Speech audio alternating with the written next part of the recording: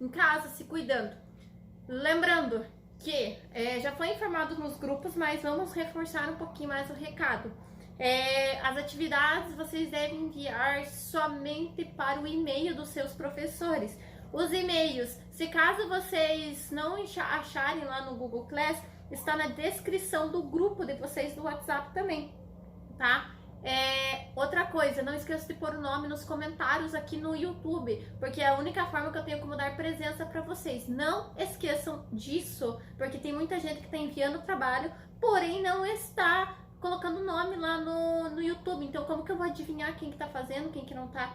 Então, por favor, gente, tá? Não esqueçam disso. Toda segunda-feira estamos aqui, nos encontrando, nos vemos. E eu quero dar parabéns para os alunos que estão enviando as atividades, bem bonitinhos, tá? Logo eu vou mandar todas as resoluções para vocês lá. Tranquilo? Vamos retomar um pouco esse assunto, porque agora a gente vai começar a apostila do segundo bimestre. E pra gente começar a apostila do segundo bimestre, eu preciso que vocês lembrem disso aqui que a gente já estudou, que foi bem no comecinho lá nosso do ano. Então aproveita e pega a apostila do segundo bimestre lá, que vai começar na página... Pra mim tá a página 3 aqui, tá? Então dá uma olhada lá na apostila de vocês também, se é a página 3 que começa. Lá começa com a parte de funções. Mas pra gente trabalhar a função, primeiro eu preciso que vocês relembrem isso aqui. Vocês já viram isso aqui lá no nono. Então a gente retoma novamente no primeiro ano, né? Agora com as questões falando de conjuntos. O que é um conjunto? Quando a gente reúne o mesmo grupo, né, num lugar. Por exemplo, o conjunto da sala do primeiro ano, o conjunto do colégio São Jorge. Então isso são os conjuntos. Eu posso representar desta forma aqui, que a gente fala que é o diagrama de Venn, tá? Ele pode vir como união, interseção, diferença, assim como ele pode vir naquela outra forma escrito, que a gente já viu. Eu vou escrever aqui em cima para vocês verificarem. Lembra que a gente estudou lá? Vou apagar aqui, ó. Pode vir X, pertence aos reais, tal que X é o número... Que símbolo que é esse, lembra? Se ele representa o 7, ele é maior. X é maior que 10, ou seja, o conjunto meu aqui vai ser todos os números maiores que o 10. Então a gente coloca lá, ó, lembrando que eu tenho que colocar chave.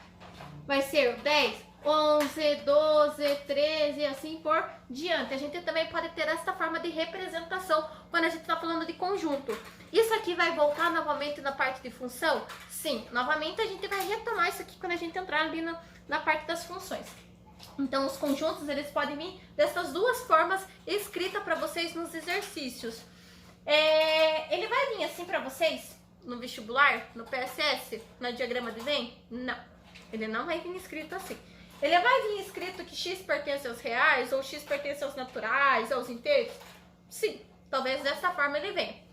Em concurso público, como é que ele vem? Vem daquele jeito que eu mandei para vocês lá nas primeiras semanas, que a gente trabalhou com a questão lá de raciocínio lógico, que determinado grupo tem 80 pessoas, outro grupo tem 70, ambos tem 200, enfim, vai vir escrito desta forma no concurso público. Só que no concurso público vocês têm que transferir na forma de diagrama, porque é a forma mais fácil que tem para vocês resolverem essas questões, tá? Já na vestibular, na UEPG, lá, nosso PSS, que vocês irão fazer esse ano, ele vai vir escrito dessa forma. Pra gente lembrar, o que é um número natural? Todo número maior do que zero, que seja inteiro, ou seja, 0, 1, 2, 3, 4, 5, 6 e assim por diante. Isso são os números naturais. Os números inteiros entram os positivos e os negativos, ou seja, menos 3, menos 2, menos 1, 0, 1, 2, 3, 4 e assim por diante. Ele vai tanto para o menos infinito quanto para o mais infinitos, porque vocês sabem que os números são infinitos. Então por isso que a gente só coloca alguns exemplos. Aí a gente tem os números racionais. Os racionais são aqueles que a gente pode escrever na forma de fração ou decimal. Por exemplo, raiz de 4, a raiz de 4 é 2. O 2 eu posso escrever na forma de fração? Sim, porque todo número divisível por 1 é sempre ele mesmo. Pode vir representado como 2 dividido por 1. 0,1, 0,2, 0,5, 0,23, 23, 23. Uma dízima periódica. Também está dentro dos números racionais. Então não esqueçam disso. E o que são os números irracionais? Todo número que não é uma dízima periódica.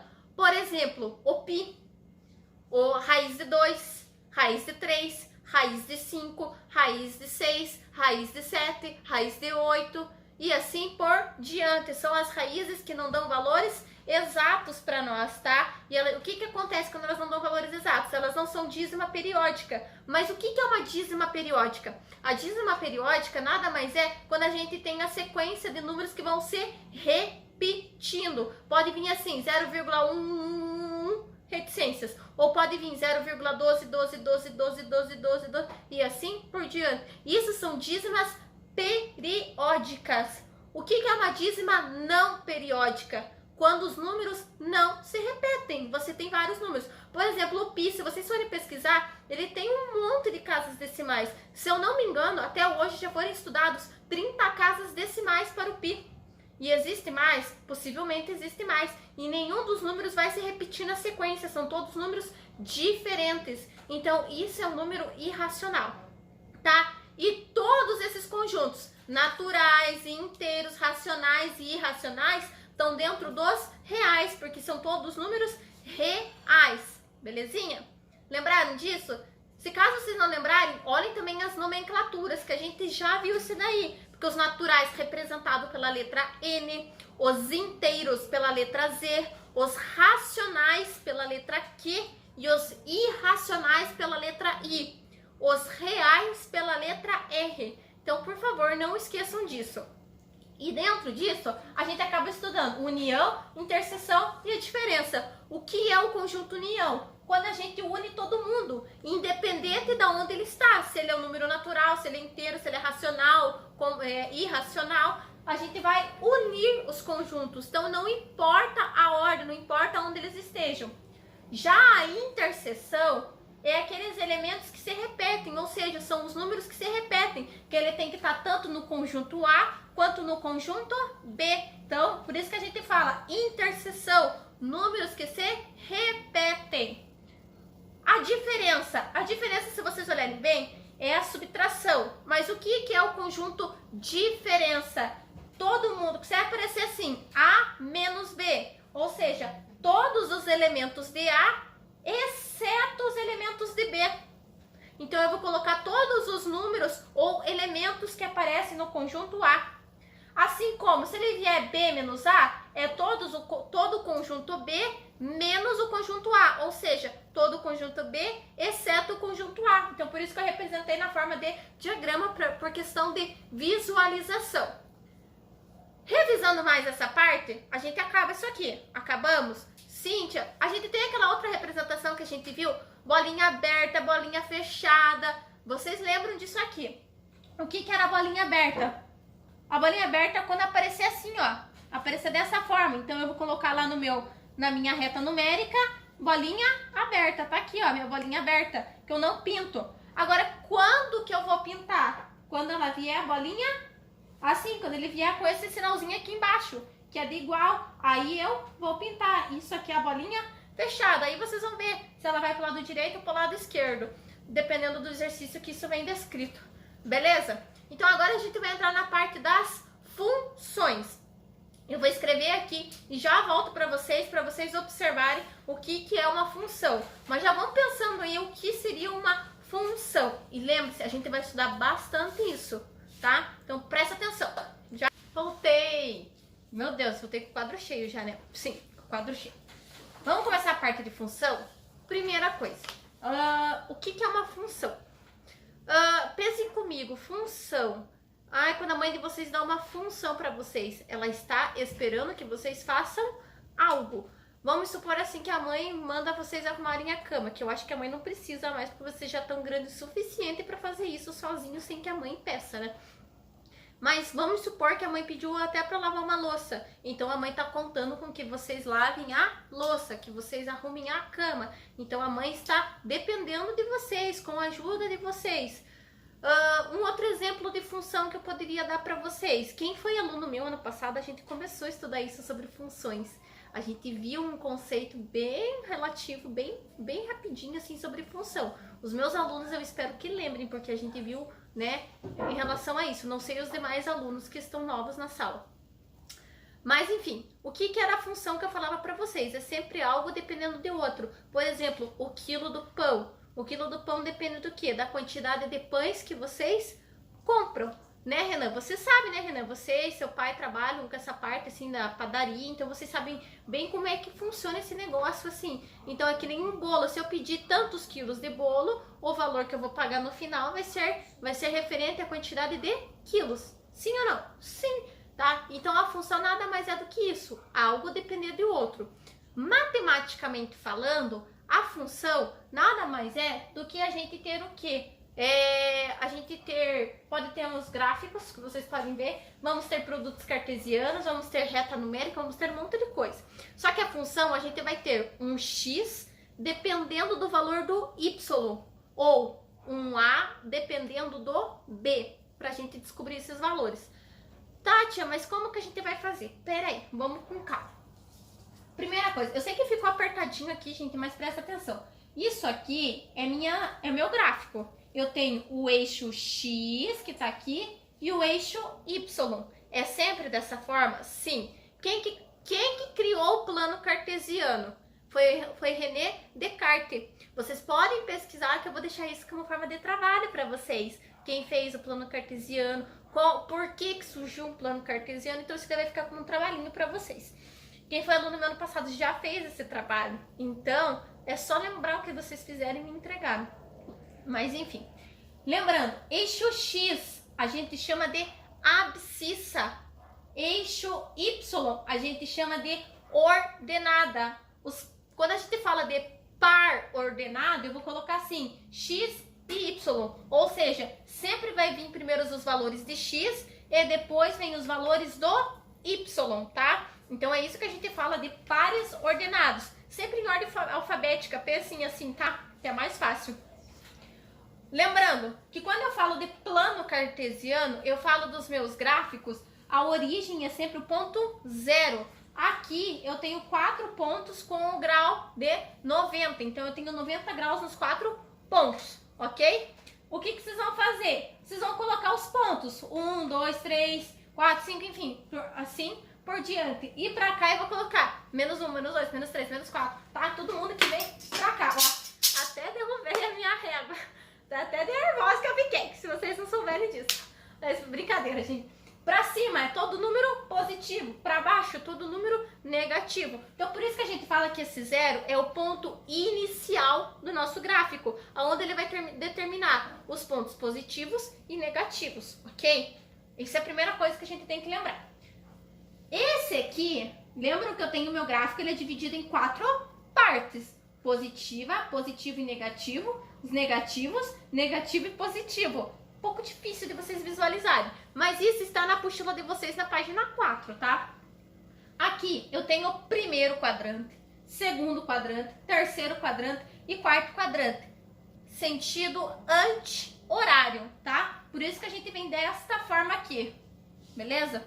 Pela questão dos sinais que estão aqui. Se eu viesse ao contrário, se eu viesse no sentido horário, então eu estaria mudando todos os sinais. Mas isso a gente vai ver mais bem lá na frente. Então lembre, primeiro, segundo, terceiro e o quarto quadrante. Fechou essa parte nos nossos gráficos que a gente vai estudar. Tá, aí a gente vai ver a questão de produto cartesiano, que ele vai dar um ponto A e um ponto B. Tati, mas e daí o que eu vou fazer? Você vai colocar o ponto A e o ponto B. Se a gente fala que é produto, eu vou colocar primeiro o A, depois o B. Primeiro o A, depois o B. Primeiro o A, depois o B. Primeiro o A e depois o B. Ou seja, eu vou juntar todo mundo com todo mundo. Só que vocês têm que colocar na ordem de letras alfabéticas. Se o A vem antes, então vocês vão colocar a letra A, depois a letra B, tá? Se vem o X antes, primeiro o X e depois o Y, beleza? Então cuidado com isso. E o produto cartesiano é isso aqui. Primeiro o A, depois o B. Primeiro o A, depois o B. Primeiro o A, depois o B. Primeiro o A, depois o B. Pode vir mais números aqui? Sim, pode vir bem mais números aqui. Pode vir letra aqui? pode vir letra aqui também, tá? Então cuidado com isso aqui é só um exemplo para vocês entenderem. E isso aqui que estão aqui, esses pontos que estão aqui, que seria o nosso produto cartesiano, esses pontos geralmente vai pedir para vocês colocarem no gráfico. Quem que vai ser o primeiro, quem que vai ser o segundo? O primeiro é o X e o segundo é Y, tá? Por exemplo, se ele pede lá, ó, o ponto 1 e o ponto 2. Ponto 1 e o ponto 2, vamos supor. Eu tenho o ponto 1 no X e o ponto 2 no Y. Então, eu vou fazer esse traço aqui, pontilhado, esses rabisquinhos aqui, só para chegar até o pontinho de encontro deles. Que o 1 é tudo, o 1 tá tudo aqui, ó, nessa reta aqui. E o 2 tá tudo aqui. Isso aqui vocês vão estudar essa parte, assim, dos encontros, dos pontos, na parte de geografia, quando o tio Cleverson entrar na parte de cartografia, que vocês estudam meridianos, trópicos, isso aqui é bem utilizado nessa parte, tá? Então, cuidado, que vocês precisam aprender bastante, porque vocês vão usar tanto em matemática quanto em geografia, ok? Isso aqui também é questão de localização geográfica, ou seja, o GPS que vocês usam lá, não sei, os hoje que tem tanto recurso assim de GPS, que nem o Uber lá, no caso, que vocês também às vezes quando chamam Uber, se vocês olharem, vocês têm uma localização geográfica, ou seja, isso está denominado pelos eixos cartesianos, pelo plano cartesiano. Dúvidas? Eu espero que não. Aqui é como se eu tivesse minha reta numérica, ponto de origem 0, eu tenho o meu lado A e meu lado B. O meu lado A eu tenho 2 unidades e meu lado B eu tenho menos 3 unidades. Cuidado com isso e presta atenção, ok? Eu espero que não tenha ficado nenhuma dúvida aqui para vocês. Vou deixar exercícios lá anexados no Google Class para vocês estarem praticando essa parte assim, digamos que é um pouco mais fácil das funções, que depois a gente vai entrar nas partes um pouquinho mais complexas, mas nada impossível, beleza? Estudem lá, galerinha, se cuida, não esqueçam de pôr o nome nos comentários. Beijos, abraços, tchau!